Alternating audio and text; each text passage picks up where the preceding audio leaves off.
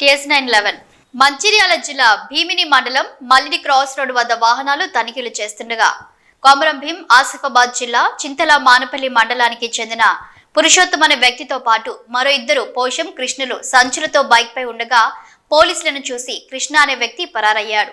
అనుమానించిన పోలీసులు ఇద్దరిని తనిఖీ చేయగా అందులో 47 కిలోల నిషేధిత పత్తి విత్తనాలు ఉన్నట్టుగా గుర్తించి వారిని విచారించగా మరో వ్యక్తి రాజన్న ఇంట్లో మిగతా విత్తనాలున్నాయని చెప్పడంతో దహేగాం మండలం హత్తినిలో రాజన్న అనే వ్యక్తి ఇంట్లో పోలీసులు తనిఖీ చేయగా 227 కిలోల విత్తనాలు దొరికాయి. మొత్తం 274 కిలోల నకిలీ పత్తి విత్తనాలు లభించాయి. వాటి విలువ సుమారు 6,85,000 ఉంటుందని బెల్లంపల్లి ఏసీపీ రవికుమార్ విలేకరుల సమావేశంలో వెల్లడించారు. పురుషోత్తం, పోషం, రాజన్న, కృష్ణ, సురేష్ అనే 5 వ్యక్తులపై కేసు నమోదు చేసి ఒక పల్సర్ బైక్ స్వాధీనం చేసుకున్నామని ఏసీపీ తెలిపారు.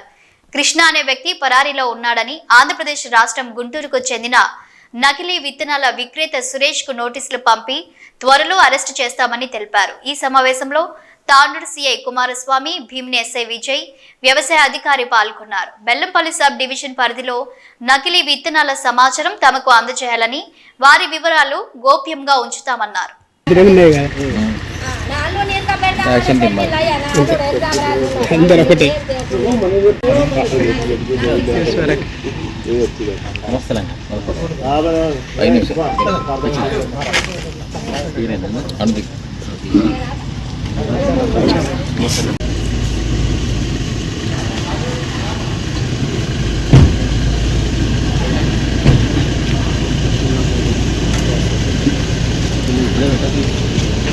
ఇప్పుడే పెట్టకు అవి వీడియోలు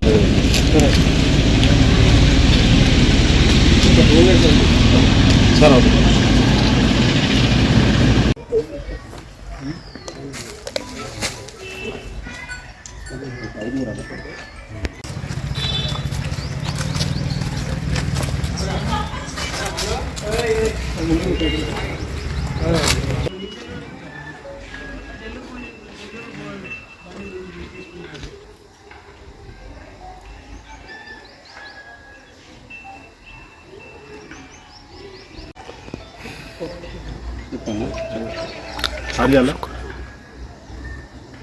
ఈరోజు ఈ భీమిని ఎస్ఐ విజయ్ కుమార్కి ఒక ఈ వడాల వైపు ఒక స్పూరియస్ కాటన్ సీడు వస్తుందనేటువంటి ఒక నమ్మదగిన సమాచారం మీద అతనికి సమాచారం వస్తే వెంటనే ఆయన ఈ భీమిని మండల అగ్రికల్చర్ ఆఫీసర్ను తీసుకొని ఇద్దరు అక్కడ వెళ్ళి ఆడ చెక్ చేస్తారు. మల్లిడి చౌరస్తాలో ఒక మల్లిడి క్రాస్ రోడ్ దగ్గర వీళ్ళు చెక్ చేస్తే ఒక 3 వ్యక్తులు బైక్ మీద పల్సర్ బైక్ మీద ఇద్దరు ముందు కూర్చుంటారు. వెనక కూర్చున్న ఆయన మధ్యలో సుమారుగా ఒక 40 కిలోల స్పూరియస్ కాటన్ సీడ్ బ్యాగ్ ఉంటుంది. ఆ బ్యాగును కింద తీసి చెక్ చేస్తే అది స్పూరియస్ కాటన్ సీడ్గా అగ్రికల్చర్ ఆఫీసర్ గారు నిర్ధారిస్తారు. తర్వాత దీని గురించి ఆ పురుషోత్తమును వివరాలు అడిగితే పురుషోత్తం ఏం చెప్తాడంటే, కొద్ది రోజుల క్రితము అతని స్పూరియస్ నకిలీ పత్తి విత్తనాలు అమ్ముదామని చెప్పేసి తనకు తెలిసినటువంటి సురేష్, గుంటూరు జిల్లాకు సంబంధించినటువంటి సురేష్కు కాంటాక్ట్ అవుతాడు. సురేష్ కాంటాక్ట్ అయితే అతను ఒక 3 క్వింటాల నకిలీ పత్తి విత్తనాలని పురుషోత్తంకు పంపిస్తాడు. ఆ 3 క్వింటాల విత్తనాలను పురుషోత్తం ఏం చేస్తాడంటే దహేగాం మండలంలోని అత్తిని గ్రామానికి చెందిన రాజన్న ఇంట్లో పెడతాడు. పెట్టినాక ఈ పురుషోత్తం యొక్క బావమరిది పోచం ఏం చెప్తాడంటే, కృష్ణ నా ఫ్రెండ్ కృష్ణ వాళ్ళ బావమరిది వాళ్ళ చుట్టాలకి భీమిని మండలం వడాల గ్రామంలో వాళ్ళకు నకిలీ విత్తనాలు అవసరం ఉన్నాయి. ఒక సుమారు 50 కిలోల వరకు అంటే వాళ్ళ అందాజ కొద్దీ ఆ బ్యాగులో వేసుకొని ఒక 40 కిలోలు తీసుకొని వస్తారు. తీసుకొని వచ్చినప్పుడు మనకు ఈ సమాచారం వస్తుంది. సో వాళ్ళు చెప్పిన దాని ప్రకారము ఎస్ఐ గారు మళ్ళీ అగ్రికల్చర్ ఆఫీసర్ గారు ఈ పురుషోత్తం చెప్పినటువంటి నేరం ఒప్పుదల ప్రకారము దహేగాం మండల్ పోయి అత్తిని గ్రామానికి పోయి అక్కడ రాజన్న ఇంట్లో చెక్ చేస్తే అతను ఇంట్లో నుంచి 2 క్వింటాల 27 కిలోల కాటన్ విత్తనాలని సీజ్ చేయడం జరిగింది.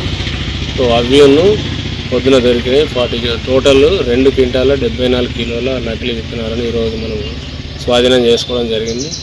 వీటి విలువ మార్కెట్ విలువ సుమారుగా 6,85,000 ఉంటుంది. ఈ పురుషోత్తము, పోచన్న, కృష్ణ అనే వ్యక్తులు ఈ చింతల మానేపల్లి, ఆసిఫాబాద్ జిల్లా చింతల మానేపల్లికి చెందిన వాళ్ళు. రాజన్న అనే వ్యక్తి ఇంటి దగ్గర దాసరి, రాజన్నది దయగా మండల తిని.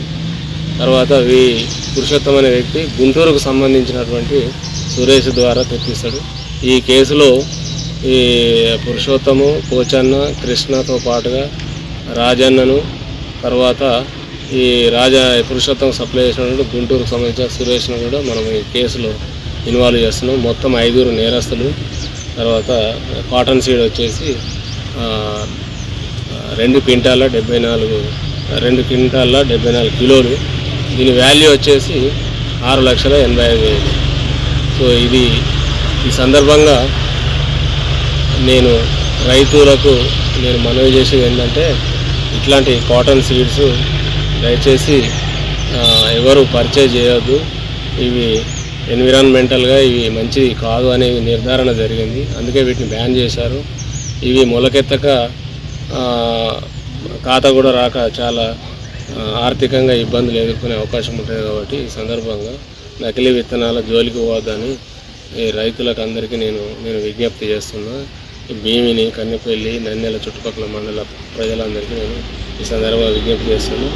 తర్వాత చాకచక్యంగా తనకు వచ్చినటువంటి ఇన్ఫర్మేషన్ ఇమ్మీడియట్గా ఏఓ గారికి చెప్పి, తర్వాత మాకు ఆఫీసర్స్కి ఇన్ఫర్మేషన్ ఇచ్చి చాకచక్యంగా పట్టుకున్నటువంటి భీమిని ఎస్ఐ గారిని, తాండూరు సిఐ గారిని, తర్వాత సిబ్బందిని అందరినీ ఈ సందర్భంగా అభినందిస్తున్నాను.